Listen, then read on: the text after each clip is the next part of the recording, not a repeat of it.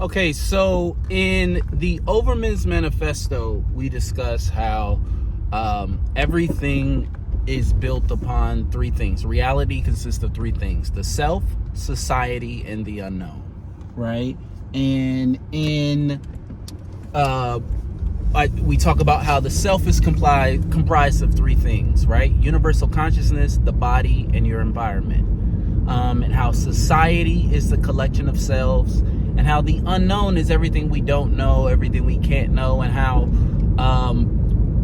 as individuals, as humans, we are the universe getting to know itself. And I really want to spend some time talking about that today.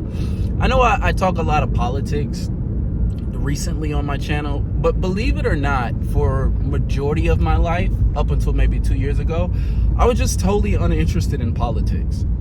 I would say I was conservatively apathetic, meaning I'm from Georgia, so a lot of quote unquote conservative values, which what are those these days, right? But I was apathetic. Like, I genuinely did not care. And I've discussed this before. It's like one of the reasons why I didn't care was because I was poor.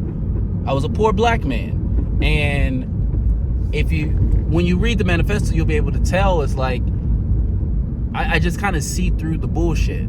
Like, you can write whatever laws you want. History has been very clear. The law does not matter if you're black. If you're black, like, you know, and if you're poor, forget about it. And so for most of my life, I haven't been political. Most of my life, I would say I followed a spiritual path. It's how I got involved in a cult, right? Because I'm searching for meaning. And so even though I get very political at times, the manifesto can get political too, but it really starts at the spiritual level. And one of the first things I discuss in the manifesto is universal consciousness, and is this idea of human beings being the universe getting to know itself. I genuinely believe that human beings are the universe getting to know itself. One of the problems with us is we think that we are separate from the universe. We think that the universe is something we observe, and it's not something that we are part of and that we are. When we are looking at stars in the sky, when we're looking at clouds in the sky, when we're looking at planets, when we're looking at space, we are looking at something we are a part of, right? Just like the trees are a part of the earth, we are a part of the universe. We are just as much as part of the universe as the sun is. Just because the sun from a time perspective, outlasts us, doesn't make us any less part of the universe than the sun.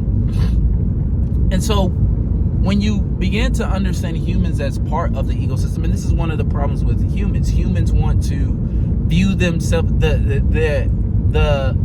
the human mind is very egotistical, and it's important, and I'm about to get into that in a second. But we forget, no, we are a part of the universe, except we are the only part of the universe that gets to question itself. So, you know, squirrels don't go searching for meaning.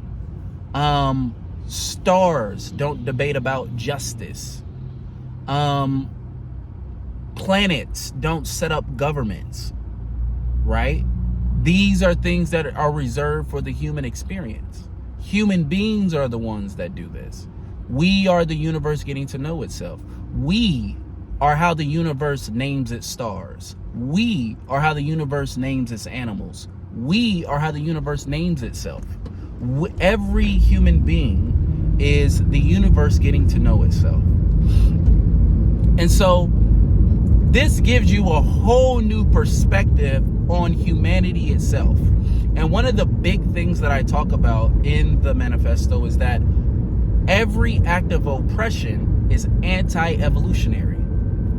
Because the universe wants to know itself. This is why there's no one singular purpose to life. Back when I was a Christian and back when I was like in a cult, one of the things that used to trip me up, right? I heard this comedian say the number one thing that you can't be a Christianity bans is critical thinking. Because every Christian goes through this. Everyone. I don't care how much they believe in God. Every Christian has these questions and these ideas where it's like, that doesn't make sense, right? And so, for instance, in my cult, the International Christian Churches, our thing was, hey, we want everyone to become disciples of Jesus. The purpose of life is to make disciples. The purpose of life is to, be a fisher of men, to be a follower of Jesus. And it was one of those things it was one of those questions, I call them Christian questions, where it's like, it's a questions that Christians ask themselves, but they never ask out loud, or they never actually go searching for it, because it's a question that the most readily available, the most obvious answer will almost always lead you to not believing in the religion or believing in the stuff anymore. And that thing was, for me, was, wait, if everybody has the same purpose, what happens when we convert everybody? Right? What happens when everyone gets converted? What happens when everyone becomes a disciple of Jesus? Then what is our purpose? It's self-defeating, right? There can't be one purpose to the human experience, because the purpose of humanity is to name the universe. It's for the universe to get to know itself. We are the awareness of the universe. The universe has no awareness of itself outside of humanity that we know of, right? At least not in the ability to name itself, to describe itself. Human beings are what describe the universe. And so one of the things I propose in the manifesto is, one, universal consciousness is pre-rational. It's before us. Awareness existed before us. Consciousness existed before us. And so one of the things that, aside from the political things, there is other things that I know I talk a lot about: rebelling, revolting, and that's just my personal, just who I am. I'm that aspect of the universe. I'm the aspect of the universe that says, fuck it, these niggas are lying. Just say that they're lying and don't stop saying that they're lying. It doesn't matter what the consequences are. It doesn't matter what, but there are other iterations of the universe that will come across the same problem and go, no, there are other things we could do. We should do this. And it's not about who's right and wrong. And this is one of the things that I help people understand, is that good and evil is just a battle between two narratives. The dictator and the dissident both think that they're right? The priest and the protester both believe that they're right. The atheist and the Christian both believe that they're right. So what is really right versus wrong? What is really good versus evil? It's just two competing narratives. We want there to be an objective truth, but the more we find out, the more we uncover about history, the more we go back and critique history, critique the gods, critique the religions, and critique the people of the past, the more we find out, oh, they were just guessing. And they were wrong about a lot of stuff, but they lived and died on these truths.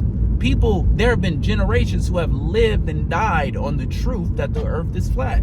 Just like I think we are coming near the end of generations of people living and dying, believing that Jesus Christ is the Son of God. I genuinely believe those days are fast approaching to an end. I actually think MAGA, white Christian nationalism, it is the final spiraling out of dead ideas. White supremacy, it just doesn't make sense on its face anymore. Now that we have more knowledge, now that knowledge has been democratized, and we now understand the system, and we now can review history, and we now just know science, that there's no connection between the color of your skin and genetic superiority. We just know that to be true. That's just a fact. And we know that these people are denying facts and logic.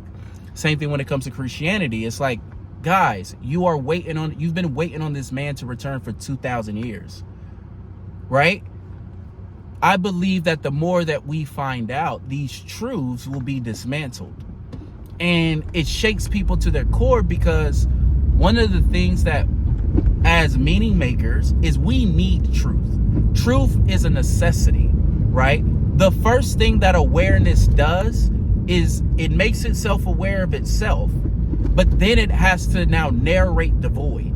It has to narrate. It has to, what am I seeing? It has to provide boundaries and rules and descriptions for what's going on. A conscious being just can't exist in existential like ambiguity. We can't do it. We need to create meaning out of things. We need things to be true.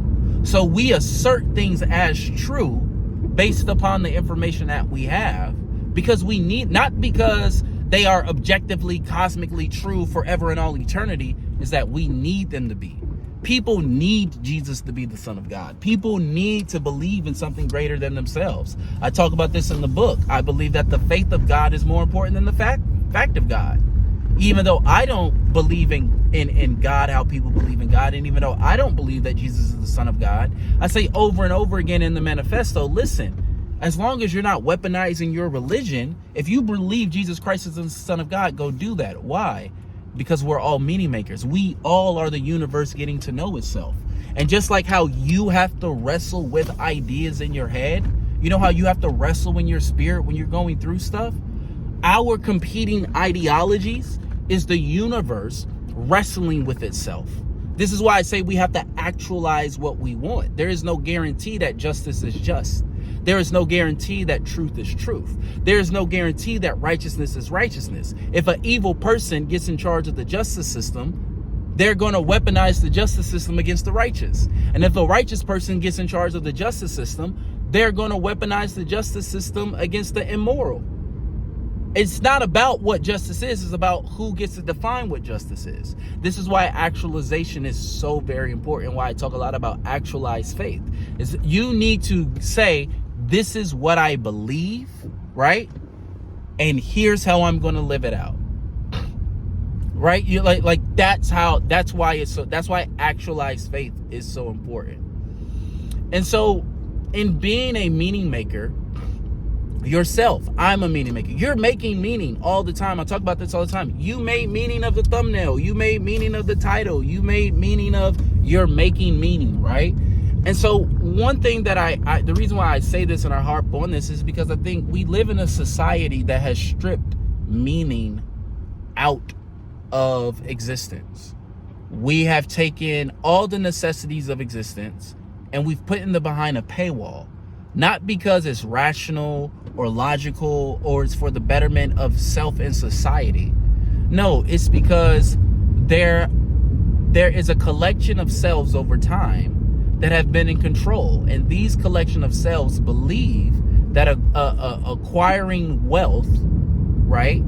Acquiring money and being powerful and rich and having mastery over humanity is the essence of life. That is their destiny, that is their purpose, that is their divine right. That is what they are supposed to do. If there's a small segment of the human population who believes that they are divinely chosen to lead, and they are willing to actualize that belief, while everybody else doesn't believe that, but they're not going to go out their way to actualize that, hey, you're not the one who's supposed to lead. Well, that person's going to make the rules because nobody's going to stop them. And that's what they believe. Right? And the universe is not going to stop them. A God is not going to stop them. Why would God stop them? That doesn't make sense. Right? Sometimes when you start thinking about righteousness, good versus evil, it's like, wait a second. But didn't God die for Hitler the same way, or didn't Jesus die for Hitler the same way he died for me? Isn't that what you start, and it's not just with Christianity. I use Christianity in the manifesto a lot because I live in a Christian nation, right? So it's like, I'm not going to talk about Islam. That wouldn't make any sense, right? I grew up as a Christian, so that's why I'm the most familiar with. So that's what I'm going to talk about. And Christians are going to use it to say that they're being persecuted against. It's what they do, right? But again, if Jesus brings peace to your life, go be a Christian. Just don't weaponize your God or your story against people. Then I gotta sit here and tell you how stupid you are for waiting 2,000 years for a nigga to pop out the clouds and take you into space. Right? Just don't weaponize it. Go live, because that's the thing. Religion is supposed to be one of the tools we use to make meaning of this life. It's supposed to guide us through the unknown. But once you accept that, okay, human beings we are the narrators of the universe. We are how the universe gets to know itself. It allows you to relax. It allows you to go, wait a second. there's literally no purpose to life. There's literally no point, meaning that there's no person you're supposed to be. There's nothing you should do. We need to create a society that allows the universe to get to know itself in the best way possible. That's what needs to happen. That's what needs to happen. We need to create systems and society. We need to stop letting. I don't have a problem with capitalists, and I think capitalists are actually healthy for society. It's just extremely unhealthy for capitalists to have all the power in the world, all the power of society. The reason why capitalists are healthy for society is because a capitalist only gives a fuck about money. So he's always going to give you the most honest reflection of society. Right? The reason why every show, right, people go like, you guys have normalized cheating. No. We haven't normalized cheating. It's capitalists have figured out that we like cheating. And so they put it in every movie and every book and every TV show because we'll watch. Right? Oh, the world is just all the sluts, all these hoes, and no. The issue is not hoes, and the issue is not the media. Right? These guys show capitalists are the mirrors of the society. Greedy people are the mirrors of society. They show you exactly who you are. That's their place in society, but their place should not be the most powerful people. Yeah, they will be rich, right? But we have to put them in their proper place in society. That's why you have to have a government who's actually going to regulate. Regulation is important. I talk a lot about how a future society needs to be one of competition. I think sports is a very sacred thing to human beings because the arena is neutral, right? The arena is neutral. And you're allowed to be for everybody. Like when you watch basketball, go watch the NBA playoffs. Everybody shoots the ball differently. Some with their left, some with their right. Some people flick the, do like this, do like this. Like it's everybody's different, right? But if that ball goes in the hoop, hey, 2 points is 2 points. And so it's one of these things where I think that for a lot of us, what we got to do is just understand that, hey man, you're a meaning maker. You're a meaning maker, man. There's no point to this, and that's okay. It's okay if there's no point to it, right? We just need to actualize the society that allows human beings to narrate their own experience. We just need to actualize a society that allows us to just explore, right? Where our livelihood isn't behind a paywall, right? It doesn't make sense. Okay, but I wanted to come here and talk about that today to kind of like help people like, hey man, just like relax. Like there's no point to this. You are the point. You are the point of life. You are the point of life. That's the point. You are the universe getting to know itself.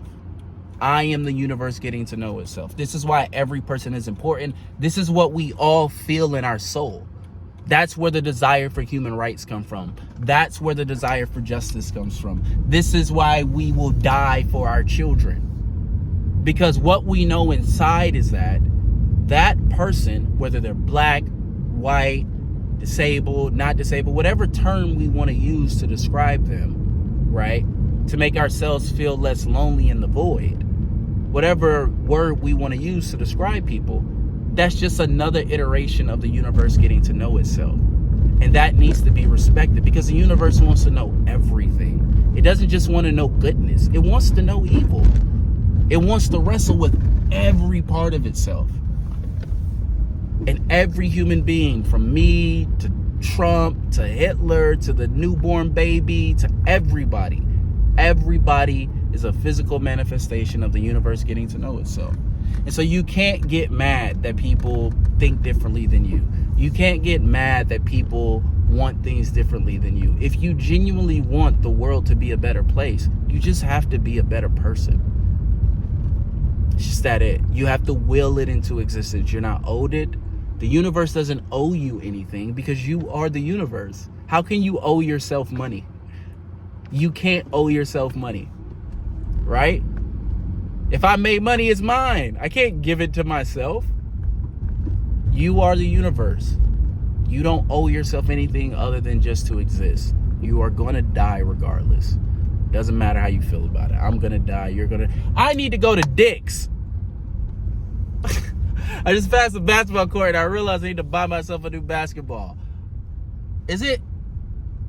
I'm going to go to Dick's right now because I need to buy a basketball, and I've been telling myself for like a week now, I'm going to buy a basketball. So I'm going to go to Dick's and buy a basketball.